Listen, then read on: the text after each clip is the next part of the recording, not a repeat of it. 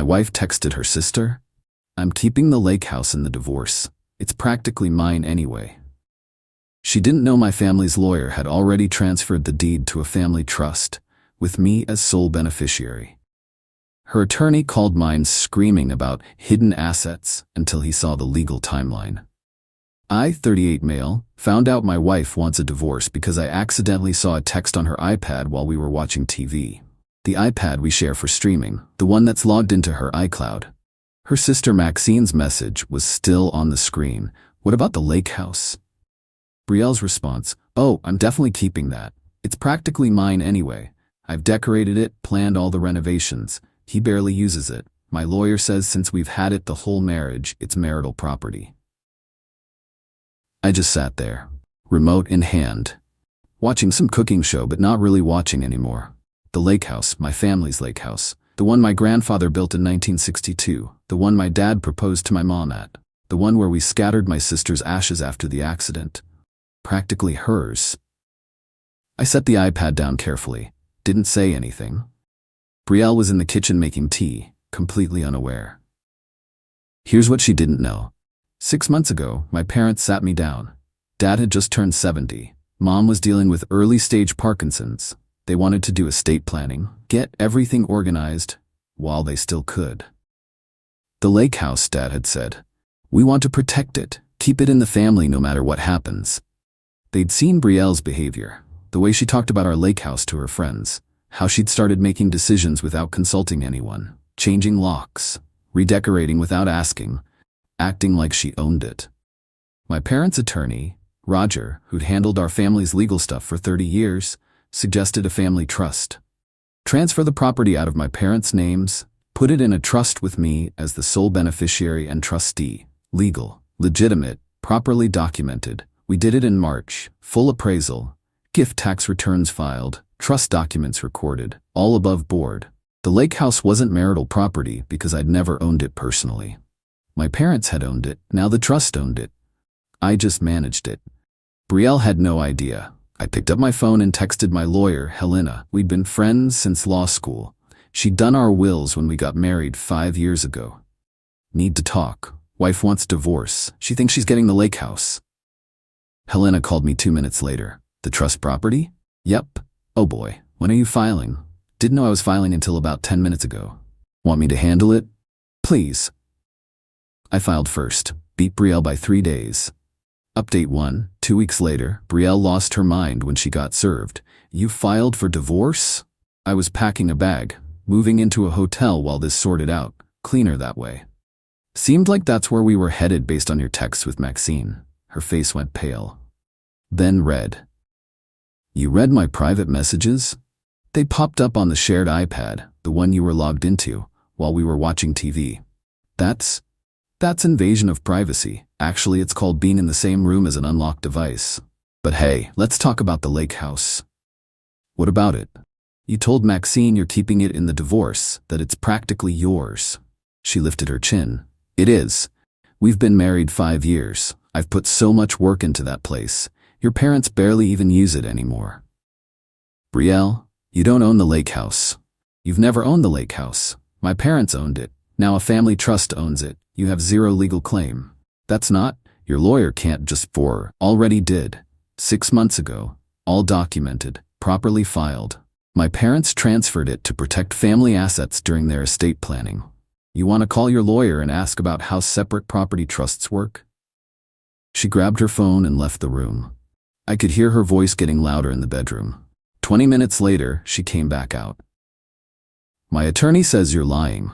Says you probably hid assets, moved things around after deciding to divorce to keep me from getting what I'm entitled to.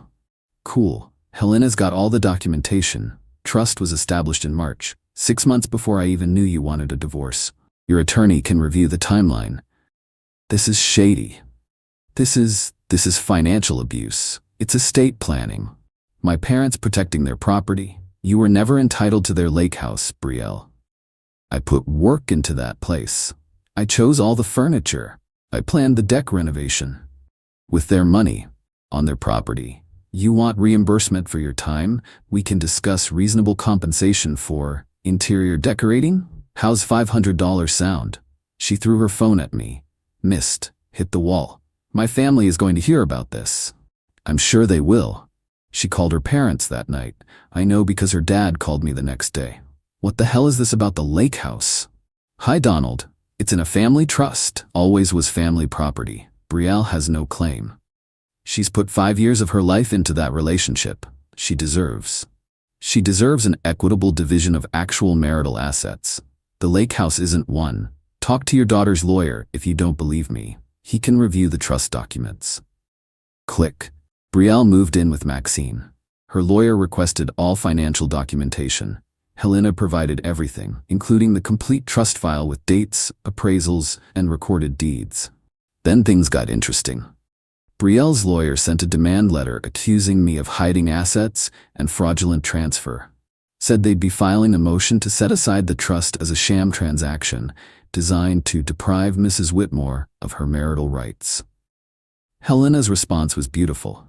The trust was established 6 months prior to divorce filing, during routine estate planning by elderly parents facing health issues. All transfers properly documented, appraised, and recorded. Trust funded with separate property that was never marital asset.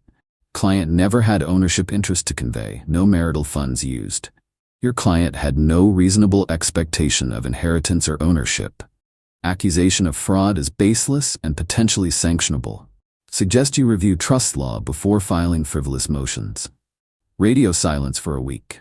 Then Betrayal's lawyer called Helena. Wanted to discuss settlement. Translation: he'd reviewed the trust documents, realized his client was wrong, and didn't want to get sanctioned for filing a baseless fraud claim.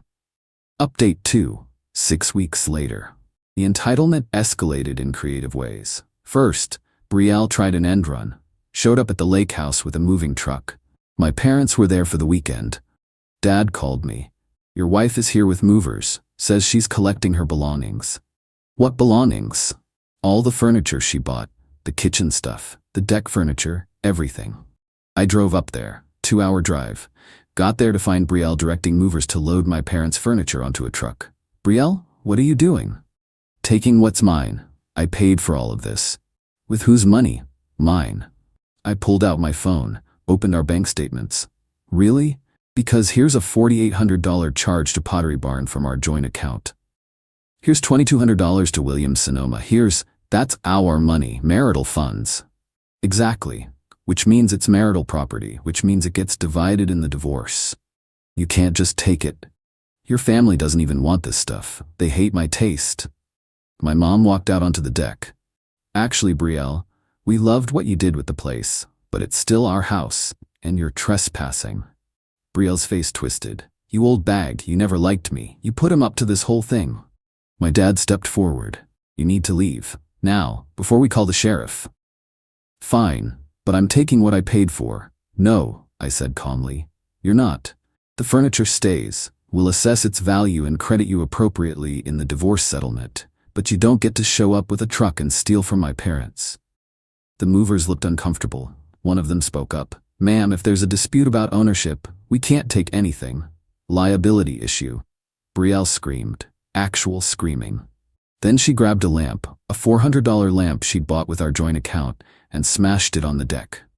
There. Now nobody gets it. My dad already had his phone out, recording. That's destruction of property, Mom said quietly. On our property, that's a crime, Betrayal. Betrayal stormed off. The movers apologized and left. I helped my parents clean up the broken lamp. Dad forwarded the video to Helena. Helena forwarded it to Betrayal's lawyer with a note. Your client committed vandalism on my client's family property. Video evidence attached. Suggest you counsel her regarding appropriate behavior during divorce proceedings. Betrayal's lawyer had to be so tired. But wait, there's more. 2 weeks later, I got a call from Roger, my parents' estate attorney. Someone filed a challenge to the trust. Claims it was established fraudulently to avoid marital property division. Who? Your wife. And her mother. Her mother? Margaret Brennan. She's claiming she was promised access to the lake house as part of your marriage agreement. Says your parents verbally agreed she could use it whenever she wanted. She's claiming promissory estoppel. I actually laughed. That's insane. There was no agreement. My parents never promised anything.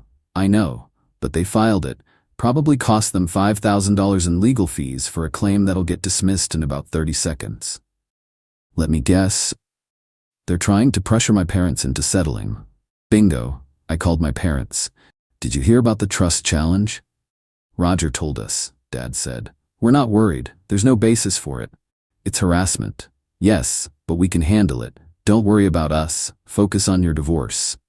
The hearing for the trust challenge was scheduled. Helena attended with Roger. Brielle's lawyer didn't even show up. Apparently, he'd told them it was a bad idea and they'd hired a different attorney for this. The judge reviewed the motion, looked at the trust documents, looked at the timeline. Mrs. Whitmore, you're claiming this trust was established to defraud you of marital property? Yes, Your Honor. The trust was established 6 months before divorce filing. Do you have any evidence your husband knew you wanted a divorce at that time? He must have suspected. That's not evidence.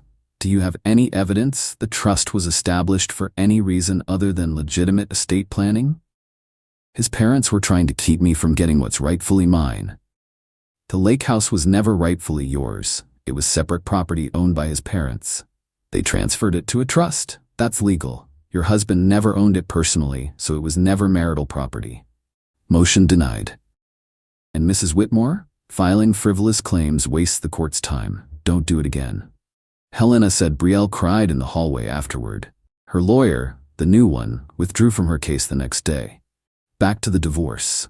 Brielle's third lawyer, a guy named Paul who apparently specialized in complex property division, requested a meeting. Helena and I sat down with him. Brielle wasn't there. Paul slid a settlement proposal across the table. They wanted the house, our marital home, $425K equity, her car, which was paid off, half my 401K, $78K, alimony of $3,000 a month for 5 years, and $25,000 for her pain and suffering. In exchange, I'd get my car, my personal belongings, and half my 401K. Helena didn't even pick up the paper. Countered. He keeps the house, it's in his name, purchased before marriage with his down payment. She gets her car, 401K splits 50-50 per law. No alimony. They were married 5 years. She works full-time as a dental hygienist, making $62. No pain and suffering. That's not a thing in no-fault divorce. She gets half the joint savings, $18K, and half the furniture she purchased with marital funds. Appraised value $12K, so $6 credit. That's it. Paul frowned. She's not going to accept that. Then we go to trial. Judge will order roughly the same thing, but she'll pay more in legal fees, her choice. She feels she's entitled to more, given her contributions to the marriage. Her contributions? She worked part-time for 3 years, then full-time for 2. She paid roughly 30% of household expenses. My client paid 70%. She's not entitled to more. She's entitled to exactly half of actual marital property, which is what we're offering. Paul left to discuss with his client. Update 3, Final 3. The divorce finalized 4 months after I filed. Took that long because Brielle kept dragging her feet, hoping I'd cave. I didn't. Final settlement. She got her car, half the 401K, $78,000, half the joint savings, $18,000, and $6,000 cash for her furniture contribution. Total, $102,000. I kept the house, my car, my half of the 401K, and my sanity. No alimony, no lake house, no pain and suffering. The judge was clearly irritated by the whole thing. During the final hearing, he asked Brielle directly, Mrs. Whitmore, do you understand that your in-laws' property was never marital property? I just feel like I should get something for all the work I put into their house. That's not how property law works. You're getting a fair division of actual marital assets. Be grateful your husband's being reasonable about the house. He could have argued for a bigger share given his larger down payment in contributions. Do you accept this settlement? She looked at Paul. He nodded. Yes, Your Honor. Good. Divorce granted. Outside the courthouse, Brielle approached me. First time we'd spoken directly in weeks. I hope you're happy. I'm not happy, Brielle. I'm sad our marriage ended, but I'm relieved this is over. You kept everything. I kept what was mine. You got what was legally yours. That's how this works. Your family poisoned you against me. No, you poisoned yourself by assuming you were entitled to things that were never yours. The lake house, for starters.